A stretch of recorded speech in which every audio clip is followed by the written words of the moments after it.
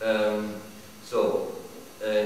the 19th century, with the Impressionism and its phenomenology, it was the liberty, the freedom of expression, the liberty of expression, which freed itself from the academicism. In the 20th century, with the Expressionism and its dramaturgy, it was the liberty of expression, that freed itself of all kinds of conformism. In the 21st century, which is coming up now, those two liberties of esprit, of spirit, of liberté d'esprit, of mind, if you like, the liberties of mind, are threatened by disappearing. Facing the acceleration of a numeric realism that obliterates up to the memory of every analogical representation.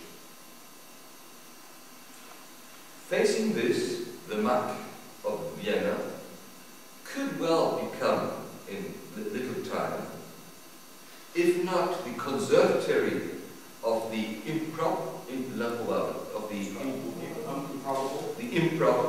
not the conservatory of the improbable, at least the one of the unexpected, the museum of the accident of the real. Virilio. Okay. Can you repeat that line about the analogy? What was that? This is the central.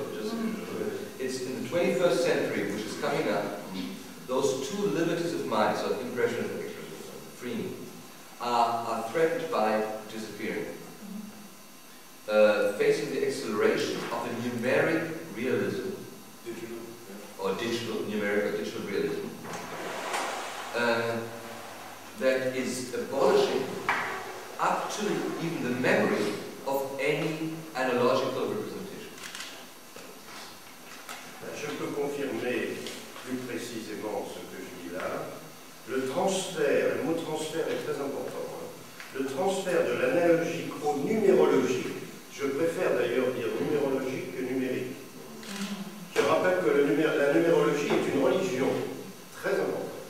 Le transfert de l'analogique au numérologique, qu'on appelle le numérique, et c'est logiciel graphique, photographique, etc., c'est le passage de la représentation, donc représentation, le recul, le à la pure présentation.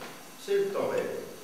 Le réalisme, l'hyperréalisme du temps réel.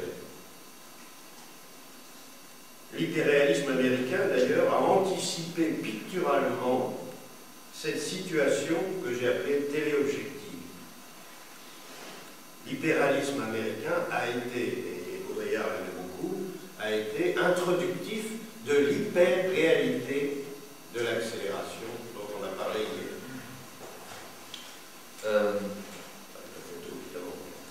On y revient après. Okay. Donc, so what is really important for me is the transfer. So the transfer would be in English the transfer? The transfer. So it's physical and... Yes, and of course. So the transfer, it's like Freudian, it has a large connotational universe. Manhattan transfer, très bon. And it's the transfer from the analogic to what I would call not the numeric but the numerologic. Seeing that the numerologic is a reference to religion as well. And this means this transfer from the analogic to the numerologic is the transfer for what we call representation. Is to take up again. This is, of course, phenomenology as well. It's kind of taking up again, rendering the present again. So it's linked to memory and everything. The transfer from representation to presentation. real time. Presentation is real time, no memory. And so this is coming up to what we call the hyperrealism of real time. And it's linked again, if you like, it's linked to hyperrealism, like the American hyperrealism in the arts, that for instance Virilio likes so much. And it is linked to what both of them call, and what many Virilio call, the teleobjectivity. So it is the hyperrealism, the American hyperrealism is pictorially anticipating the situation of the teleobjectivity. Alors je vais reprendre quelque chose que j'ai dit hier, mais là je suis contraint. Alors je vais faire et tu traduis et là pour ce temps. Okay. L'instantané photographique a été la première machine de vision et la première machine de vitesse instantanée. Bien plus que les fusées, etc., l'instantané photographique, c'est la première machine de vision. Elle est donc initiale dans l'accélération de la réalité. Elle entraînera la naissance de la cinématographie, c'est-à-dire de la cinématique du défilement des images, et rendra visibles les effets de la cinématique. On a oublié beaucoup trop que la cinématique était une énergie du visible. Il y a l'énergie cinétique du déplacement des corps avec les accidents, les impacts, mais il y a l'énergie cinématique. Les impacts là sont dans la réflexion. Ouais. Ça c'est génial. So let me start with with photography. Of course, the instantaneous photography was the first, historically, the first vision machine for the vision, because it was the first machine of acceleration that we've had. And coming from photography, if we go see it historically, it enchained cinematography. So cinematography, what is brought into sequences and movement. And of course, what renders visible the cinematic effects of movement. So it is the movement. So it is movement, but it is as well the fractioning of movement. And this is what Paul calls the dromoscopy. Linking to dromology, it's dromoscopy.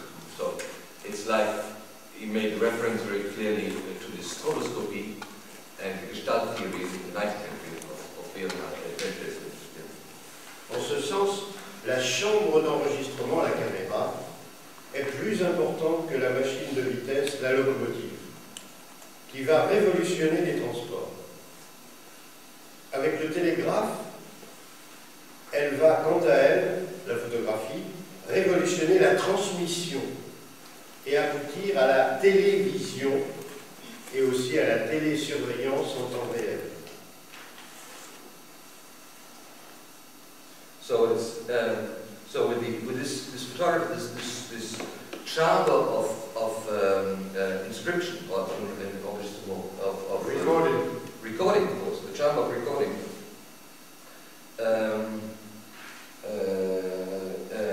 is explosion chamber of the more as a machine of acceleration, more important than any kind of machinery like the locomotive. So it is this charm, photography, which revolutionized our perception and our impression of